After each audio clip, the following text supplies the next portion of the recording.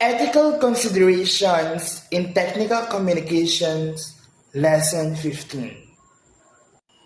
What is ethics? Ethics is a study of moral right and wrong.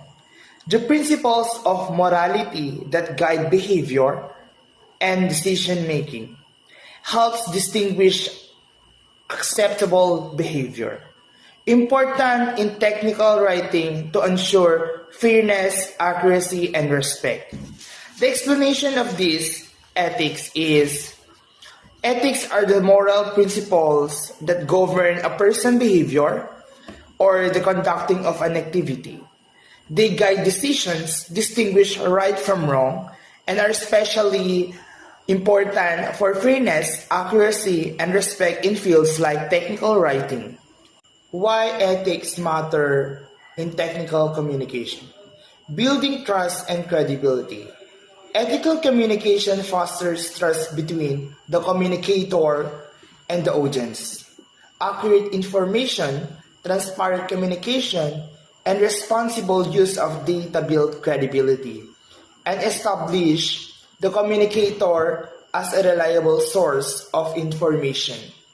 The explanation of this is to approach foster trust because the audience can rely the information's accuracy and the communicator's integrity. The result is the reputation for reliability and trustworthiness, which are essential for effectiveness, technical communication. Without ethical considerations, the audience is less likely to trust the information or the source potentially leading to negative consequences. Protecting the public, technical communication often involves information that can impact public health, safety, and well-being. Ethical communication ensures that information is presented accurately and responsibly, minimizing potential harm.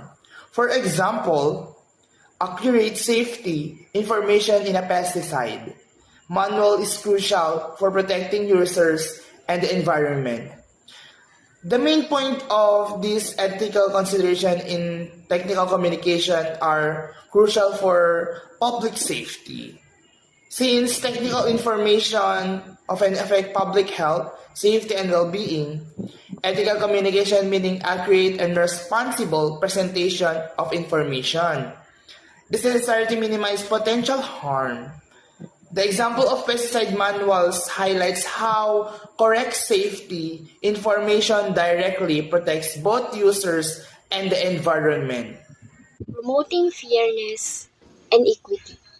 This slide emphasizes the importance of promoting fairness and equity through ethical communication.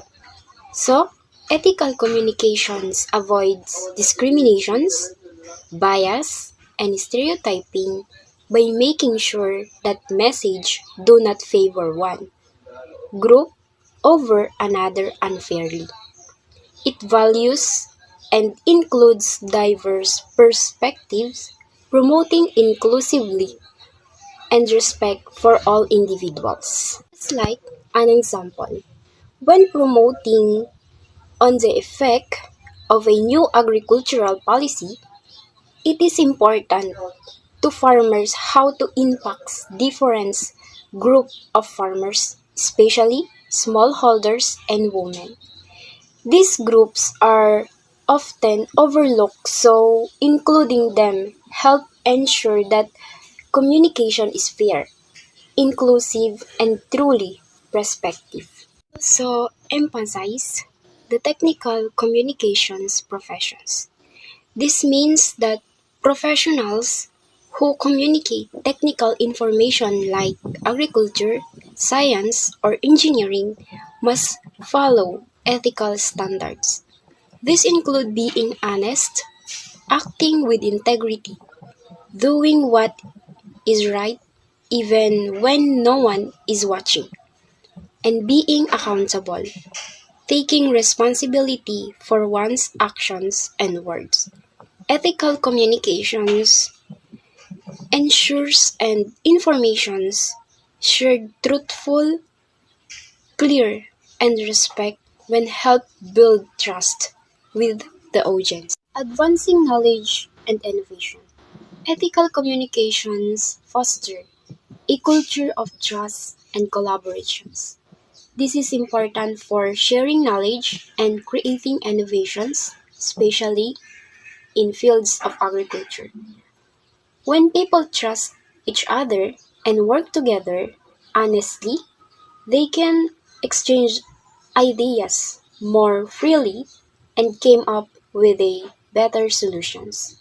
Ethical communications ensures that everyone involved feels respected and valued, making it easier to advance research, technology, and practice that help improve agriculture. By the end of this chapter, you should be able to identify key ethical principles in technical communication, apply ethics to various technical documentation and platforms, recognize and avoid plagiarism and other unethical practices, promote honesty, accuracy, and transparency, address social and environmental responsibility in communication, especially agriculture-related. Use ethical and biased language in all professional communication. Here are some key ethical principles. Number 1, honesty and accuracy. Truthfulness. Present information truthfully and accurately, avoiding any form of deception or mispresentation. You must always present information exactly as it is, without changing or hiding facts. This builds trust and ensures that the communication is reliable and honest. For example, a report on the yield of new crop variety should accurately represent the data collected, even if the results are not as positive as expected. If the results of a research or test are not favorable, they must still be reported truthfully. Altering the results to look better would be misleading. Attribution. Properly cites all sources of information to avoid plagiarism and acknowledge the contributions of others. Example, when using information from a research article, cite the article using the appropriate citation format. When using content or data from articles, books, or other sources, it's your responsibility to cite them properly using the correct format. Objectivity. Strive to present information objectively, avoiding personal biases or opinions that could mislead the audience. You must avoid letting your personal beliefs or opinions affect the way you present information, present facts from all sides fairly.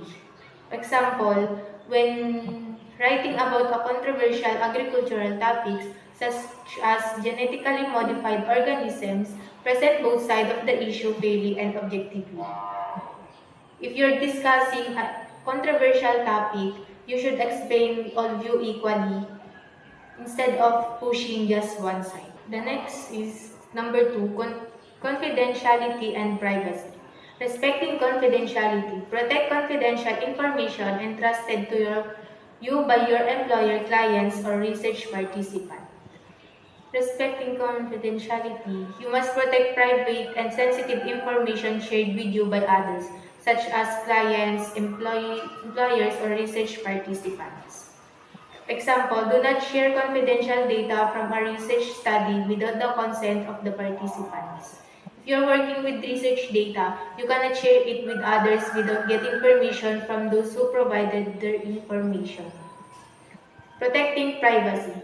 Avoid disclosing personal information about individuals without their explicit consent. You should not share personal information about individuals unless they have agreed to it. Example, when writing a case study about a farmer, obtain their permission before sharing any personal details. If you're writing a report or case study involving a specific person, you must ask for their approval before monitoring and details about them.